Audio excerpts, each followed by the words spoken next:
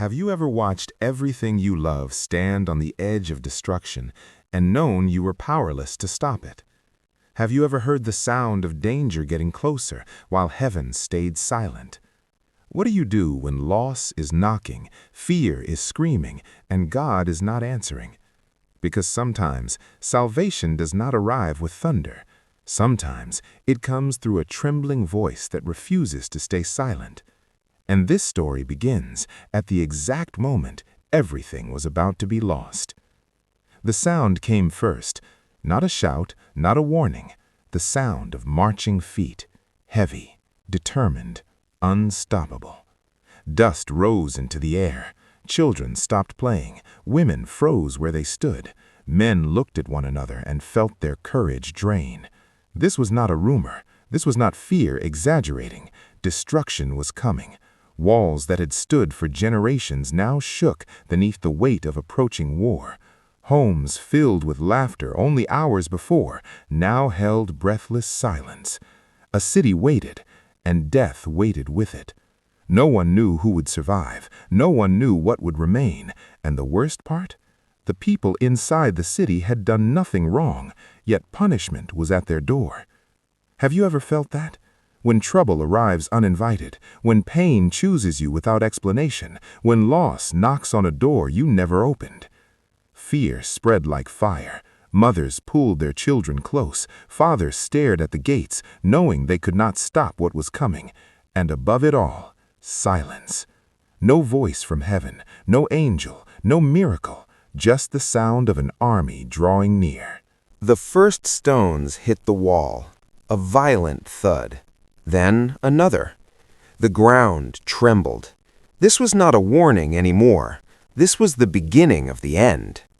Men cried out. Some prayed aloud. Some prayed silently. Some stopped praying altogether. Because when you've prayed before and nothing happened, you start wondering if prayer even matters. The city held its breath, waiting for rescue, waiting for mercy, waiting for something, anything. But nothing came. Hours passed, then more stones, more shouting, more fear. The enemy commander's voice echoed outside the wall, sharp and relentless. This siege would not end peacefully, and everyone inside knew it. This was total loss waiting to happen.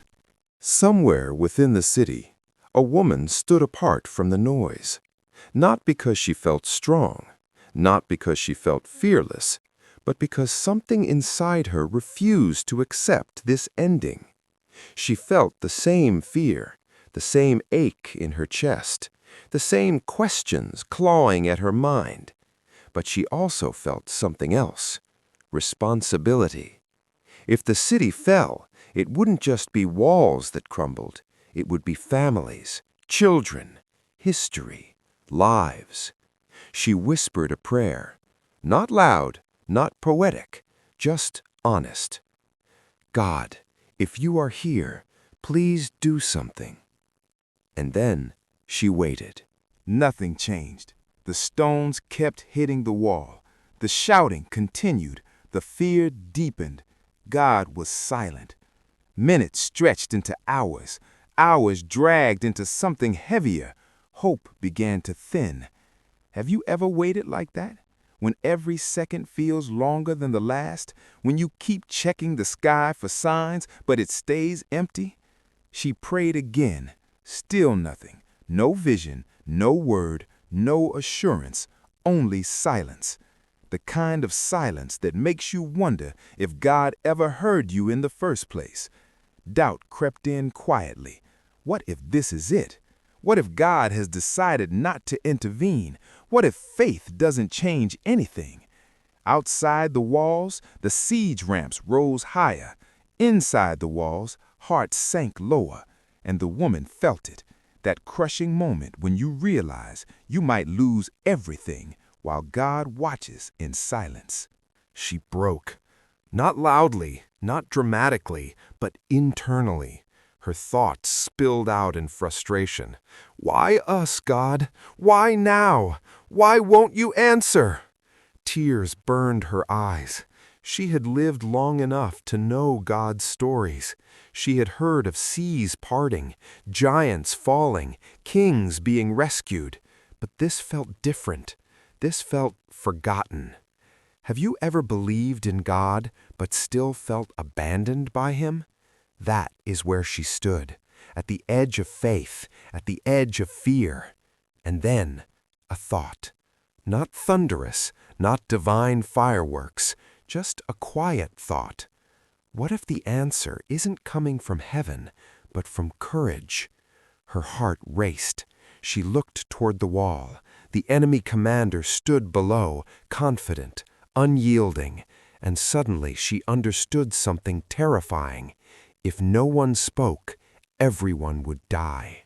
The city's name was Abel Beth Maacah, an ancient place, a peaceful place, a city known for wisdom, not war. And the man leading the siege was Joab, commander of the armies of Israel. He wasn't there for the city. He was hunting one man.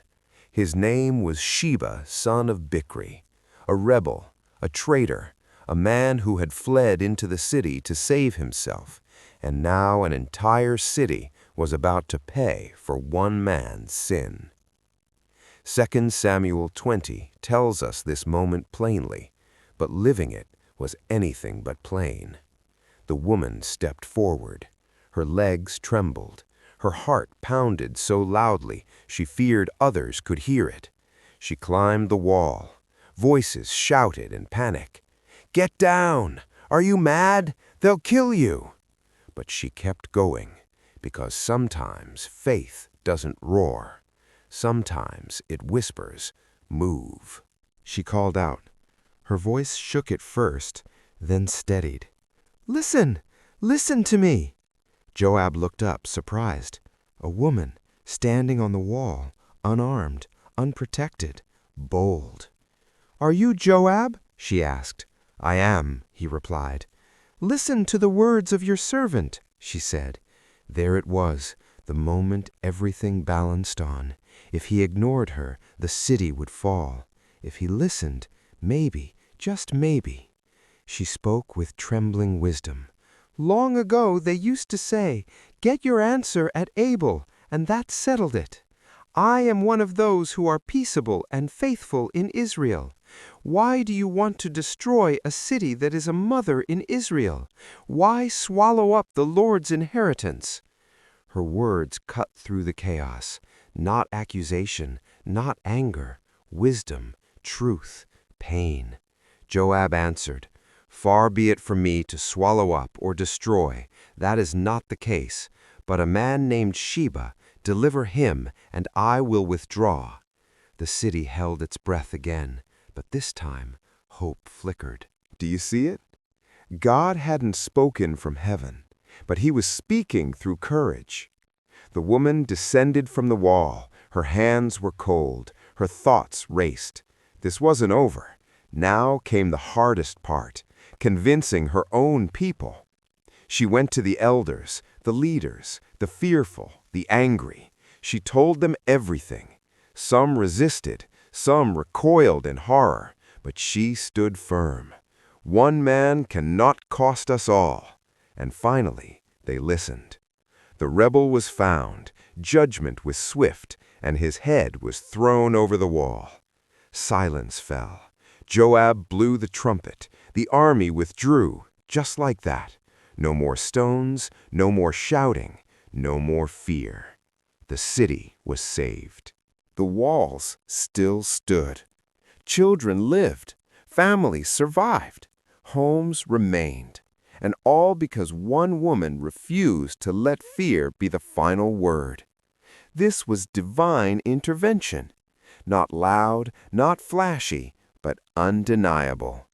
God had been working the entire time, through wisdom, through courage, through a voice willing to speak when everyone else froze.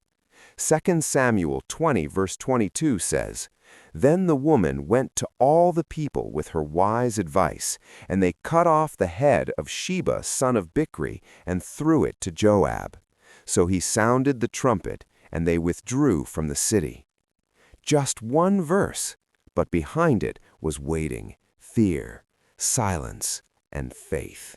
And here's the part we often miss. God didn't remove the threat immediately.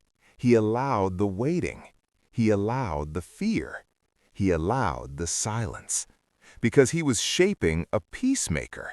Because redemption doesn't always come by force. Sometimes it comes through wisdom.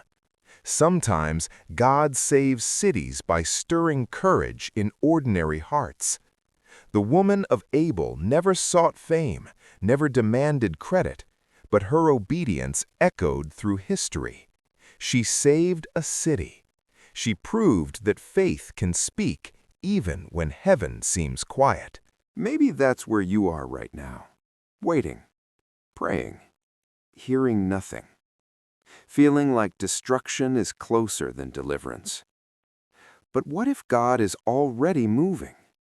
What if the miracle isn't thunder, but courage? What if the silence isn't absence, but preparation? The same God who worked through her is still working today, quietly, faithfully, redemptively. And maybe, just maybe, your voice matters more than you realize. So don't stop waiting. Don't stop believing. And don't underestimate what God can do through one faithful step in the middle of fear. Because sometimes God saves everything through one wise voice that refuses to be silent. And that is how redemption begins. Now listen, no matter the level you are now, no matter the condition, don't give up. God is faithful forever, and He will not fail you. God can use anyone, including you. If you need God to use you for your generation, write in comments section, God use me. Subscribe to this channel for more videos. God bless you.